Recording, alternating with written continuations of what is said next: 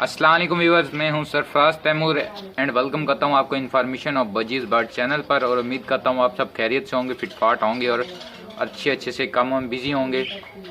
और फ्रेंड्स, आपके जो बर्ड की ब्रीड है वो काइंडली अच्छे से चल रही होगी। फ्रेंड्स, आज का जो मेरा टॉपिक है ये रानी खेत के हवाले से कि रानी खेत की जो बीमारी है बजीज़ में किस तरह होती है या इसके क्या तरीक़ाकार है, चेक करने के क्या है कि यानी कि कैसे चेक करें कि आपके बजीज़ में कि रानी खेत की बीमारी में आई हुई है या क्या, किस तरह से आप चेक करें। तो फ्रेंड्स, आज इसके बारे में बात करेंगे। तो इसकी जो पहचान है, अलामात हैं, वो भी आपके साथ शेयर करते हैं। तो मेरे पास एक भाई की वीडियो पहले कॉल आई और बाद में उसने वीडियो भेजी। तो उसने बोला कि भाई ये जो है मेरा बर्ड, इसे लकवा हो गया। तो जब चेक किया तो भाई वो लकवा नहीं था, वो रानी खेत की बीमारी थी। वो क्लिप भी आपके साथ शेयर करूंगा। इस वीडियो को काट पीट के यानी कि मुझे बनाना पड़ेगा, यानी कि 2 पार्ट्स में, पहले ये फिर उसके बाद वो आपको जो किस तरह से होती है वो, और दूसरा जो है एक पार्ट फिर दोबारा इसके बचाने के हवाले से उसमें बात करेंगे।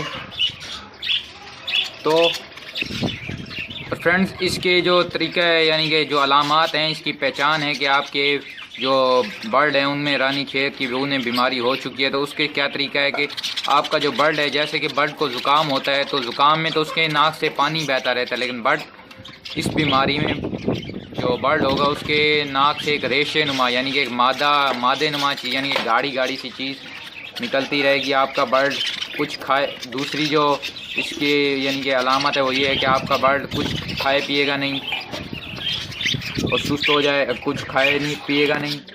थर्ड, वो सुस्त हो जाएगा और उसके यानी कि जो बीट है यानी कि वो जो पीट करता है, ठीक है, पीट करता है, वो पीट नहीं करेगा। और चौथा जो है वो अपने सर को पटकेगा बार बार, यानी कि एक तो यानी कि सर यानी कि झटकते हैं, यानी कि जैसे उनकी कोई चीज़ फंस जाती है मुंह में या किसी और तरह से।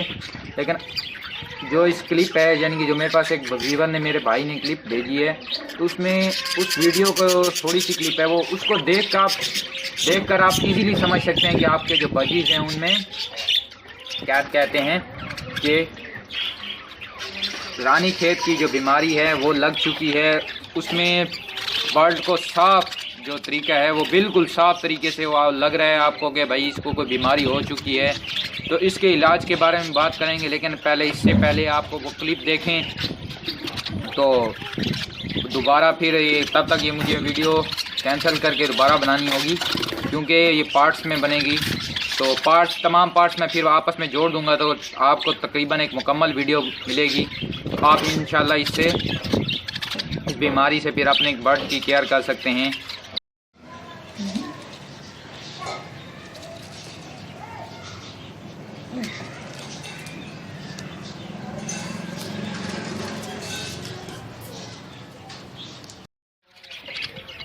Welcome back friends. और फ्रेंड्स, आपने देखा कि ये वीडियो के यानी कि जो बर्ड है वो अपने अपना जो सर है यानी कि उसका जो हेड है वो बार बार झटकता है। तो ये आपने इजीली देख लिया इस क्लिप को इस तरह की, यानी कि ये एक रीज़न थी जो यानी कि क्लिप मेरे पास अवेलेबल हो सकी, एक दोस्त ने भेजी है। तो इससे हम सबको इन्फॉर्मेशन मिलेगी, आपको भी इससे काइंडली इन्फॉर्मेशन मिलेगी। तो इस बीमारी से बचाव के लिए एक दवा भी है, वो दवा भी आपके साथ शेयर करता हूँ। और एक देसी टोटका अगर आप यूज़ करना चाहें, देसी टोटका जो है कि आप जो लहसुन यानी कि जो हम सालन में खाते हैं, ये एंटीबायोटिक यानी कि एंटीबैक्टीरियल होता है। तो इस लहसुन को आप उस बर्ड को खिलाएं। थोड़ा सा जो लहसुन है यानी कि बहुत थोड़ा सा, यानी कि इतने से भी बहुत कम जो लहसुन है तो आप खिला सकते हैं। तो लहसुन भी आपको दिखा दें, उसकी मिकदार बता देता हूँ कि कितना देना है। अगर आपका बर्ड जो है लहसुन ना खाए तो आप लहसुन का पानी निकाल के उसे 1 से 2 ड्रॉप यूज़ कराएं, इंशाल्लाह ठीक हो जाएगा। और एक और देसी तरीका भी है, आप उस बर्ड को जिसको रानी खेत की बीमारी हो चुकी है, उसका अटैक हुआ है रानी खेत का, तो आप उस बर्ड को क्या करेंगे, पकड़ें और उसके जो पंजे हैं यानी कि नीचे से ये बेबी डर है, तो इसके जो पंजे हैं इनको पकड़ें और मिट्टी का जो तेल होता है यानी कि जो मिट्टी का तेल होता है हम चूल्हे वगैरह में इस्तेमाल करते हैं, उसके जो पाँव हैं वो इसके अंदर डबो दें, 3 से 4 मिनट डबो के रखें। अगर उसमें कुछ इम्प्रूवमेंट नज़र आती है आपको तो आप ये तरीका चेक करके यूज़ कर सकते। अगर इससे फ़ायदा हो गया तो ठीक है, नहीं तो आप वो तरीका भी यूज़ कर सकते हैं लहसुन वाला। और एक और दवा है यानी कि जो आपको बर्ड मार्केट से या उम्मीद है कि मेडिकल स्टोर से भी मिल जाएगी, तो वो भी मैं आपको इंशाल्लाह बता देता हूँ फ्रेंड्स। लेकिन ये देसी टोटका है, देसी टोटका आप पहले यूज़ कर सकते हैं। तो इंशाल्लाह भी आपको लहसुन की भी दिखाते हैं कि कितनी मिकदार में देना चाहिए, कितनी क्वांटिटी में देना चाहिए।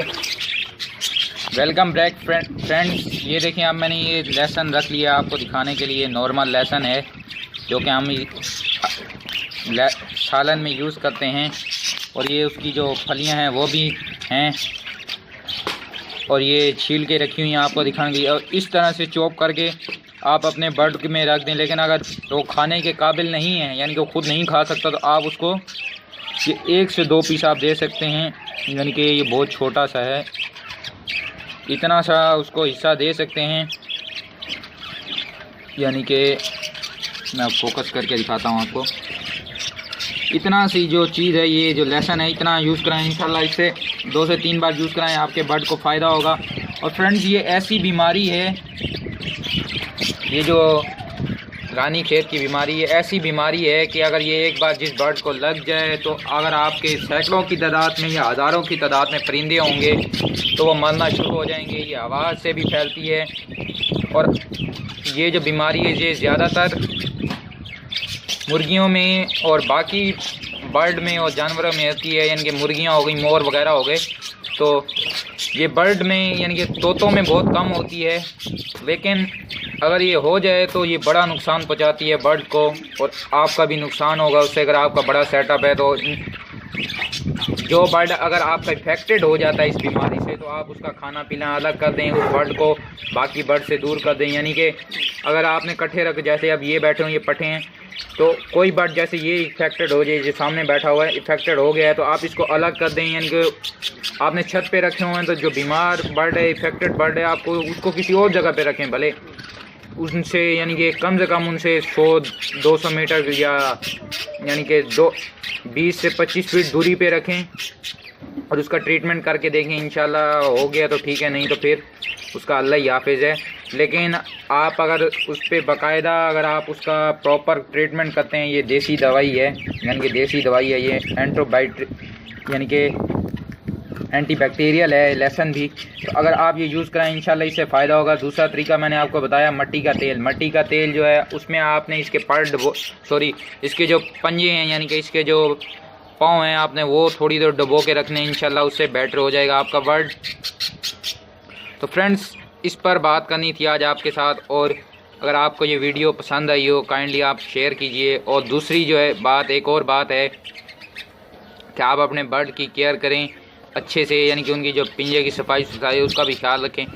आप कह रहे होंगे कि ये केज है इसमें सफाई नहीं हुई, तो फ्रेंड्स इसमें बच्चे निकले हुए हैं, तो इस वजह से मैं इसके बेस की सफाई नहीं कर रहा। जैसे ही वो 3-4 दिन के हो जाएंगे तो इंशाल्लाह मैं ये सफाई कर दूंगा, क्योंकि मादियाँ डिस्टर्ब होती हैं तो वो अपने बच्चों के ऊपर चढ़ जाती हैं, तो उससे वो ज़ख्मी हो सकते हैं। तो ये एक एहतियात थी। और जो दूसरी दवा है वो भी मैं आपको नाम बता देता हूँ फ्रेंड्स। एक और यानी कि जो एहतियात है, एक और दवा है, यानी कि एक तो मैंने ये आपको देसी तरीका बता दिया लहसुन और मट्टी के तेल का। दूसरा जो है एंटीबायोटिक एक मेडिसिन है जिसका नाम है एंडोमाइसिन। ये आपको बर्ड की मार्केट से यानी कि या आपको मेडिकल स्टोर से मिल जाएगी।